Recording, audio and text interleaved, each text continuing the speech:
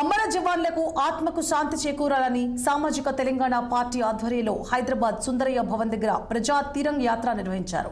Candle rally చేస్తూ సంఘీభావం తెలిపారు. సామాజిక తెలంగాణ పార్టీ వ్యవస్థాపక అధ్యక్షుడు ఆమనగంటి సైదులు, రాష్ట్ర యోజన ఉపాధ్యక్షులు సిహెచ్ రాజ్ కుమార్ గౌడ్ ఈ ర్యాలీలో పాల్గొన్నారు. భారత జవాన్ల కృషి త్యాగాన్ని పలువురు కొనియాడారు. ప్రజా తిరంగ యాత్ర చేపట్టిన సామాజిక తెలంగాణ పార్టీ నాయకులకు, కార్యకర్తలకు, అదేవిధంగా వివిధ సంఘాల నుంచి చేసిన యువజనులకు మేము శుభాకాంక్షలు తెలుపుతున్నాం. ఎందుకంటే మనం పాకిస్తాన్ మీద విజయం సాధించినాం.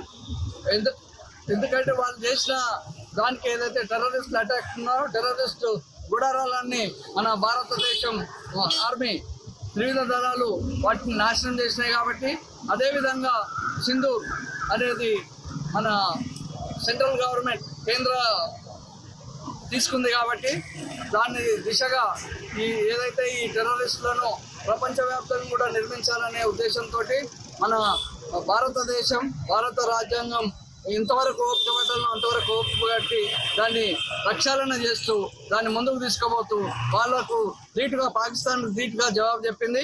అదేవిధంగా రాబోయే రోజుల్లో కూడా ఈ విధమైన టెర్రరిస్ట్ అటాకులు కానీ, టెర్రరిస్ట్ చర్యలు కానీ, టెర్రరిస్ట్ మాఫియాలను కానీ పూర్తిగా అంటగడుతుంది అనే ఉద్దేశంతో భారత త్రివిధ దళాలకు కూడా మేము నమస్కరిస్తూ ధన్యవాదాలు చెప్తాం. ఏదైతే